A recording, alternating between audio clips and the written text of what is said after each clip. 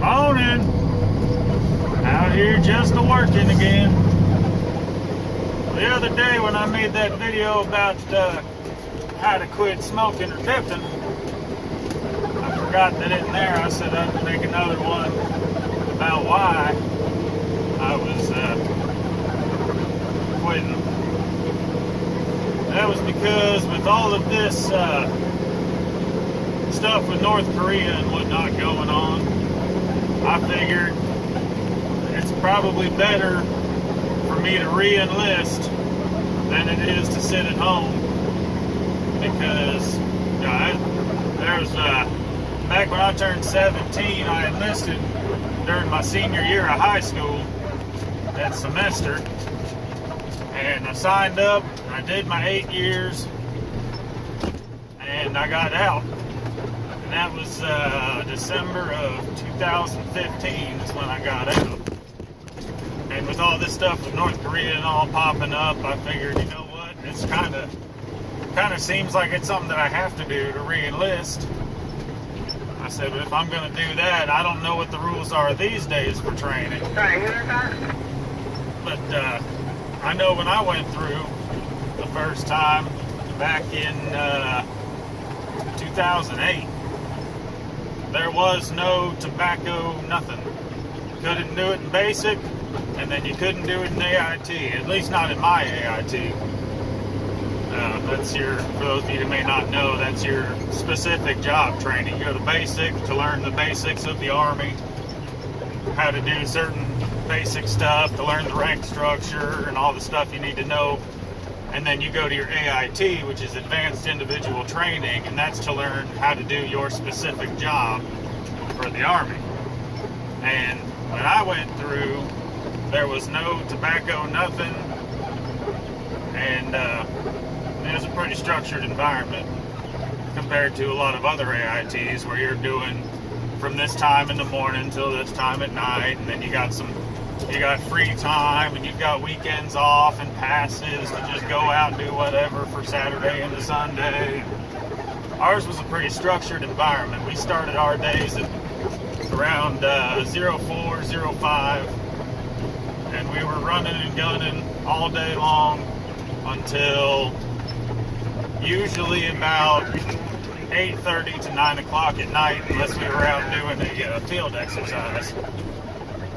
And then we were operational for days on days and days without sleep. Hold on a second. Well, I'm coming through loaded.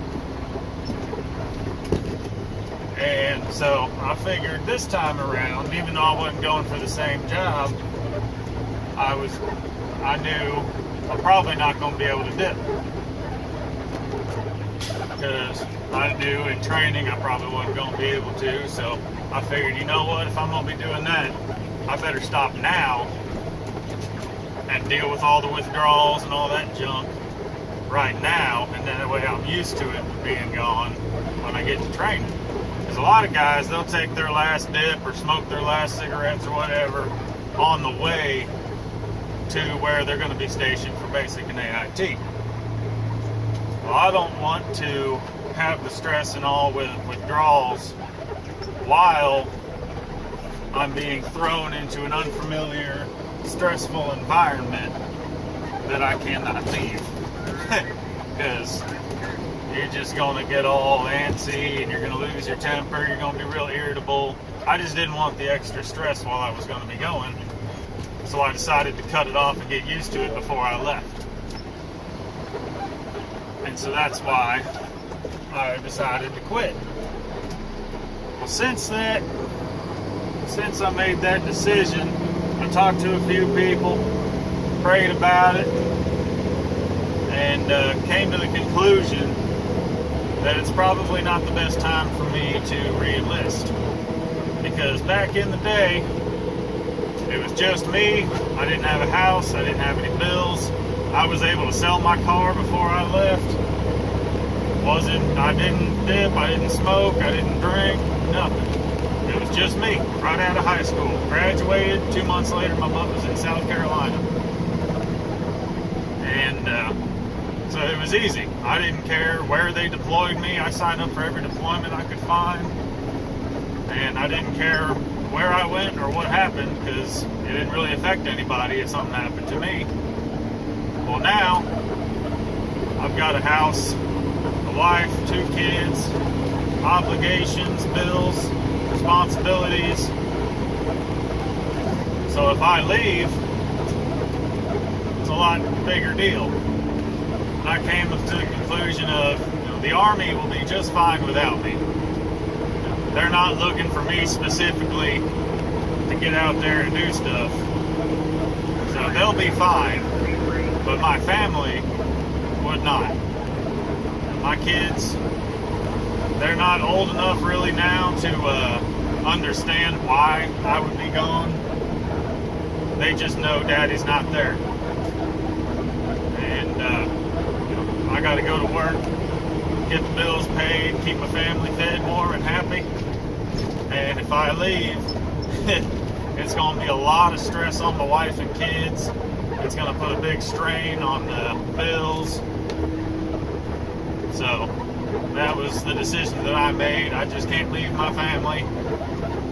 So I'm going to stick around right here unless there's some big something that kicks off and they're in some desperate need for bodies. Maybe then, but for right now, my job has been switched from being a soldier to being a daddy. But that was the reason I decided to quit. And when I did, I went cold turkey, and I did exactly what I said in that video. I quit cold turkey and just dealt with it.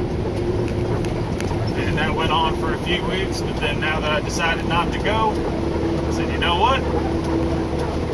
Let's go hit the gas station. Sorry about having to keep pausing the video, but I don't got a mud jug in the truck, so I'm just spitting into a bottle.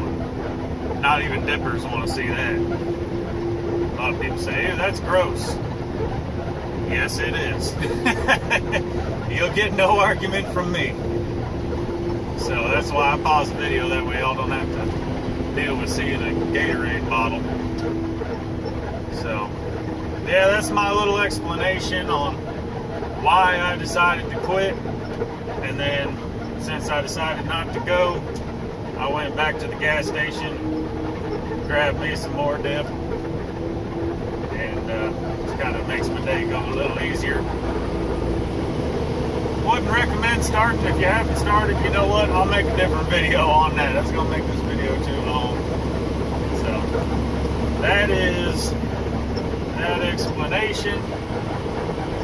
So, if you are thinking about joining up, keep that in mind. If you've been kind of teetering on the fence, or you're thinking, you know what, it's time for me to sign up and go do some work, then just know, go in with the assumption that you will not be able to smoke or dip.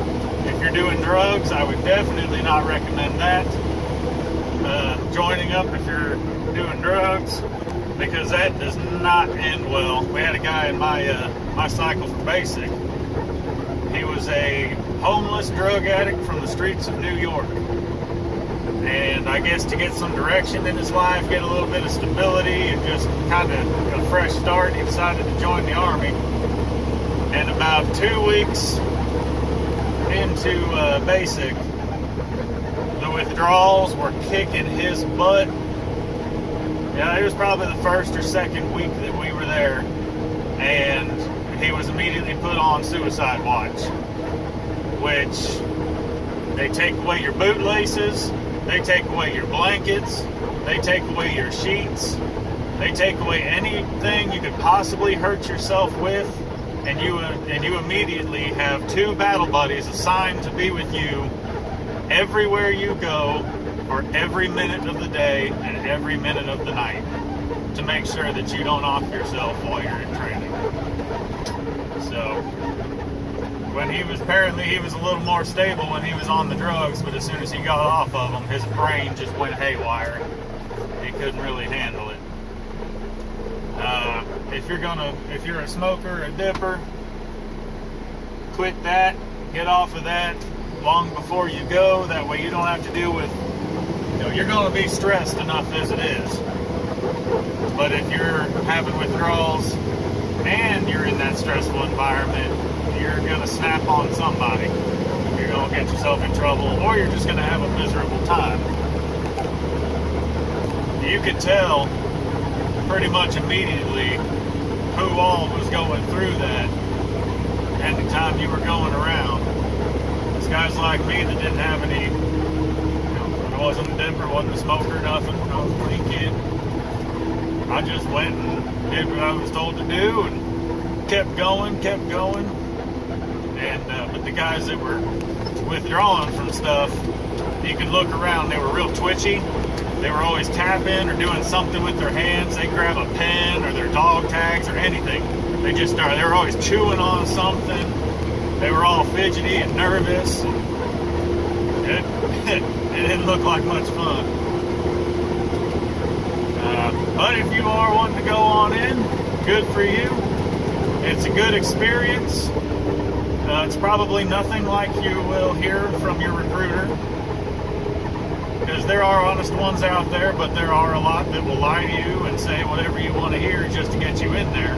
Or they're not intentionally lying to you, but they just don't know jack nothing about the job that you want, because all they pretty much know is the same description you see on GoArmy.com, and then maybe they've heard some stuff from a buddy.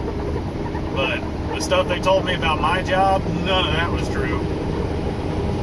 But you definitely get some good experiences, you learn some good skills, you see how far you can push yourself, because when your brain says, hey, you can't do this, you need to stop, you've got to take a break, but you've got that drill sergeant over top of you yelling to keep going, you start to realize, I can go a lot farther than I thought.